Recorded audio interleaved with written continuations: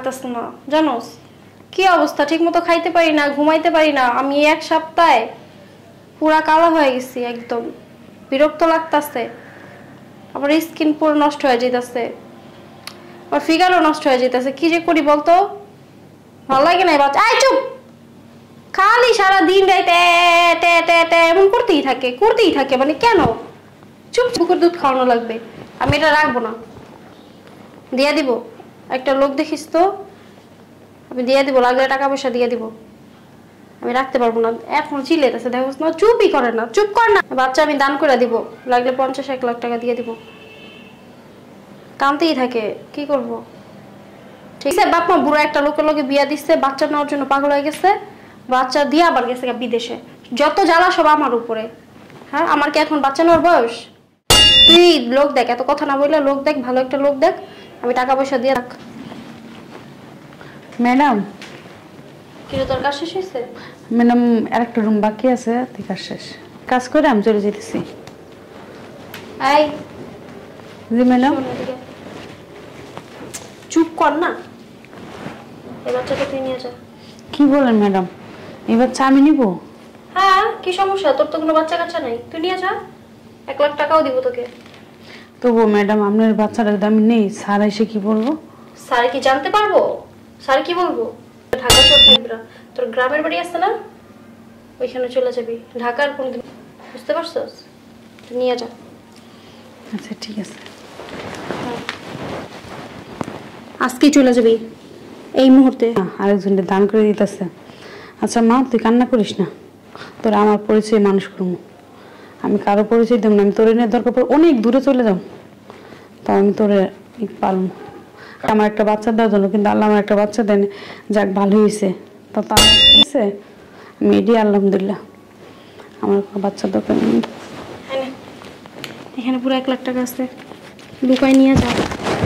চ, এক্ষুনি গাড়ি তুই চলে যাবি গ্রামের বাড়িতে, বুঝতে পারছস? ম্যাডাম আমি আর আপনার কাজ করতে আসবো না। কি বলস কাজ করতে আসবি? ঢাকা শহরে আর আসবি না তুই, যা। আচ্ছা ঠিক আছে, লুকায় লুকায় যাইস, কেউ জানি না দেখে, যা। আচ্ছা আমি আমি ওরা আমার পরিচয় মানুষ করবো, আমি পরিচয় দিব না। ঠিক আছে, যা। আচ্ছা যা, লুকায় নিয়ে যাইস। আচ্ছা ঠিক আছে। আর শোন, ঢাকা শহর কিন্তু নেক্সট ডে আসবো না। আচ্ছা তোর জন্য আমি ঢাকায় না দেখিয়া। আচ্ছা ঠিক আছে ম্যাডাম, আপনি আমার দেখবেন না, আমি অনেক দূরে চলে যাবো। যা, আমার বাঁচাইছে, আজকে সবাই পার্টি দিব, কতদিন ধরে পার্টি করি না, আগে একটু পালার জেলে। রেডি তো?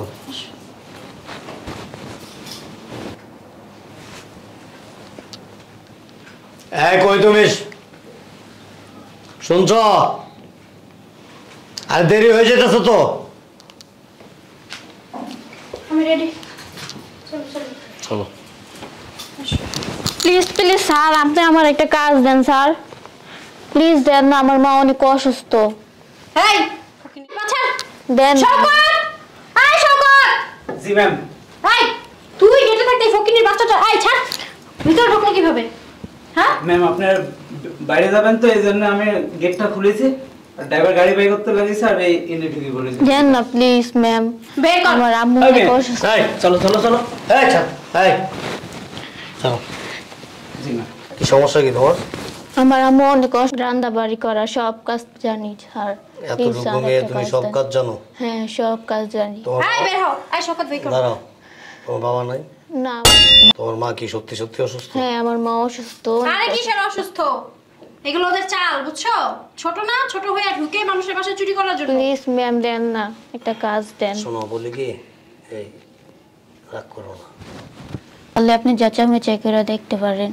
এই যে করাইল বস্তি, হ্যাঁ। এই বস্তিতে থাকো? হুম। তোমার মা কি সত্যি সত্যি অসুস্থ? হ্যাঁ আমার মা অনেক অসুস্থ স্যার। গরিব মানুষ, ও কাজ করলে যদি ওর মা একটু ভালো থাকতে পারে, ভালো চিকিৎসা করতে পারে, সমস্যা কোথায়? আমাদের সন্তান যদি আরে এই মেয়ে কোনো কাজ করতে পারবে না বাসার।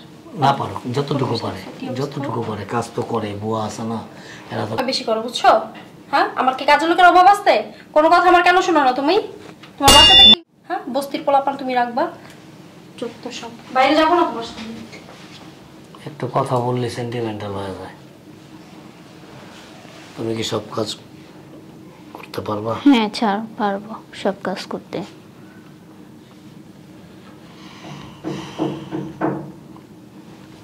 ঠিক আছে।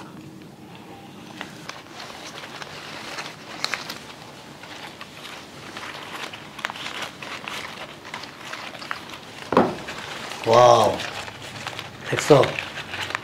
এই লুকিংটা দেখছো? হ্যাঁ, পুরো গেটআপই চেঞ্জ। হ্যাঁ, রুমের চেয়ারাই পাল্টাই দিছে। আর তুমি কি বলছিলা যে ও কোনো কাজ করতে পারবে না? তোমার প্রত্যেকটা ধারণাই ভুল। একদম সুন্দর করে ফেলছে। বাহ, শোনো, এই যে দিক তাকাও, বুঝো কি সব তুমি নিজে করছো? হ্যাঁ। হ্যাঁ, তোমার এই বয়সে এখন স্কুলে থাকার কথা, মা বাবার বুকে থাকার কথা, তোমার আমার ভাগ্যের কি নির্মম পরিহাস। আমি একটা জিনিস বুঝি না, আমি তোমাকে যতই দেখি মুগ্ধ হয়ে যাই, তোমার গায়ে স্পর্শ করলে না আমার কেমন যেন একটা অনেকটা ইমোশন চলে আসে। আমি বুঝতে পারি না জিনিসটা, আসলে মনে হয় যে অনেক অনেক দিনের চেনা বা অনেক অনেক দিনের একটা এলোমেলো হয়ে যায়। যাক, খাওয়া দাওয়া করছো তুমি? না করবো কেমনে? আমার আম্মু তো বাসা বাড়ি কাজ করে, আমরা তো তিন বেলা খাইতেই পারি না, আমরা পড়াশোনা করবো কেমনে? ও আচ্ছা আচ্ছা আচ্ছা, ঠিকই আছে। আসলে মানে আমার এই ধারণাটা ভুল, আমি হয়তো বা মানে বলতে ভুল করছি আর কি। তোমরা তো নিতান্ত গরিব মানুষ, বস্তিতে থাকো, তারপরে বাবা নাই, আর পড়াশোনা কোত্থেকে করবা? তোমার মতো এরকম হাজারো শিশু, তুমি তো নিতান্ত গরিব ফ্যামিলির একটা মেয়ে, তারপরে নাই বাবা, মা বাসা বাড়িতে কাজ করে, তোমাদের অ্যাবিলিটি কতটুকু? আর পড়াশোনাই বা করাবে কোত্থেকে? তোমার মতো এরকম হাজারো শিশু আছে যারা পড়াশোনা থেকে বঞ্চিত, যে বয়সটা খেলাধুলার, এই বয়সটা। ঠিক আছে, ফ্রিজে ফল আছে, অন্যান্য খাবার যা আছে, যখন যেটা ইচ্ছা করে তোমার তুমি খাবা। তারপরেও যদি তোমার কোনো কিছু খেতে ইচ্ছে করে তুমি আমাকে বলবা, ঠিক আছে? আমি কিন্তু তোমার বাবার মতো, ঠিক আছে? আচ্ছা স্যার। হ্যাঁ, আর বেশি ভারী কাজ করবা না, হালকা নর্মাল কাজ যেগুলি আছে, যেমন এই যে হালকা মোছা টোছাই, এই জাতীয় কাজগুলি তুমি করবা। আর ভারী কাজগুলি যা আছে ওগুলো ওই যে কুসুম আছে, তারপরে জরিনা আছে, ওরা করবে, ঠিক আছে? আচ্ছা স্যার। ওয়ালাইকুম আসসালাম। ম্যাডাম, আমার মাইয়াটা অন্য বাসায় কাজ করতে গেছিল তো, মাথা ফেটে গেছে, ওই জন্য আজকে কাজ করতে পারবো না। আমি ওই তো আর কাজ করতে পারবো না, ওর কাজটা আমি করে দিই। কাট আসো। তুই করস বা তোর মেয়ে করুক। তুই এখানে কি চাস? ঢাকায় আসতে না? তুই ঢাকায় আসছিস কেন? আমার বাসার মধ্যে কি চাই? হ্যাঁ, আমার বাসায় কেন আসছো? আপনার বাসা আমি কেন? আমার মেয়েরও কোনোদিন আসতে দিতাম না এই বাসায়। তুই বের হ, বের হ আমার বাসা থেকে, বের হ। দেখেন এখন বাসা বাড়ি কাজ, ভাগ্যের কি পরিহাস দেখেন, কোটিপতির মেয়ে দেখেন এখন বাসা বাড়ি কাজ করে, রাস্তায় রাস্তায় হাত পেতে খায়। তুই বাসা থেকে বের হ, বের হ, বের হ বাসা থেকে, তোর মেয়ে নিয়ে বের হ, বের হ। এই কি এটা? আমার আম্মু। তোমার? আমার আম্মু। তোমার মেয়ে এটা? জি, ওই অন্য বাসায় কাজ করতে গেছিল তো, পাঁচতলা থেকে পড়ে যায় মাথাটা ফেটে গেছে। ডাক্তার দেখাইছো? হ্যাঁ, ডাক্তার দেখাইছি। এখন কি ছুটির জন্য আসছো? ছুটির জন্য না স্যার, আমার মেয়ে না বুঝছেন, ওই বস্তির মেয়েও না, ওই ফকির মেয়েও না, কিন্তু ওর একটা পরিচয়, বাড়ি আছে, গাড়ি আছে, ওর বাবা অনেক বড় একটা শিল্পপতি। কিন্তু দেখেন ভাগ্যের কি, ওরা আজকে নিজে আর দেখছেন, ওর নিজের বাড়িতে আজকে কাজ করতে আসছে। এই তোর কাছে জানতে চাইছে? হ্যাঁ, বের হ বাসা থেকে, এই বের হ। এই দাঁড়া, নিজের বাড়ি মানে? আরে কি শুনবে ফকির? ম্যাডাম অনেক হয়েছে বুঝছেন। এই আমার দেখো, এদিকে। আরে কি বলতেছো তুমি এগুলা? তোমার বলছি এদিকে আসো, এদিকে দাও। ফকির মিদের কথা শুনো না তুমি? শুনবেন আপনি? হ্যাঁ ভালো। আচ্ছা তাহলে শুনেন। তাহলে তুমি সেই কাজের মেয়ে না? জি স্যার, আমি সেই কাজের মেয়ে। আমি আছো না, মেয়েটা যেদিন কাজের জন্য আসছে ওই দিন থেকেই ওর স্পর্শে এবং ও যে রুমের ভিতরে ঢুকছে না, কেমন যেন একটা স্মেল আসতেছিল, যে আমার মানে মানে কেমন যেন আমি আবেগ আপ্লুত হয়ে গেছিলাম, যে আসলে মানে আমি মানে অনেক দূরের কিন্তু আবার অনেক কাছের এরকম একটা জিনিস ফিল করতেছিলাম। আমি আসলে মানে জিনিসটা প্রকাশ করতে পারতেছিলাম না। আমার যে ফিলিংসটা আমি যে জিনিসটা মানে অনুভব করতাম সেটাই মানে আসল কার্যকারিতা সেটাই দেখা দিল।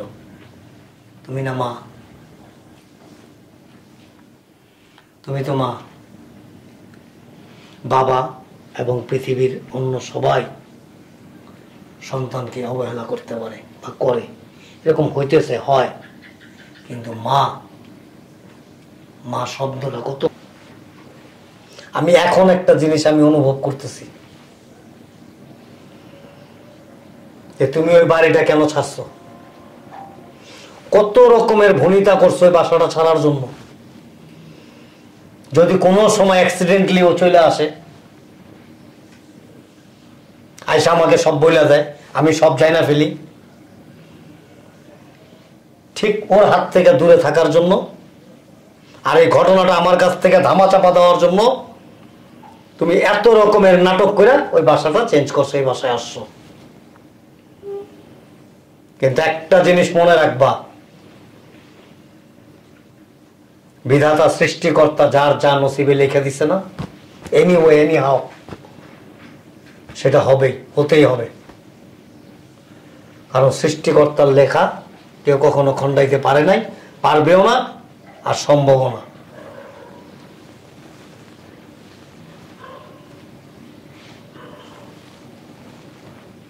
দেখো, একজন শিল্পপতির মেয়ে, প্রভাবশালী ঘরে জন্ম নিছে,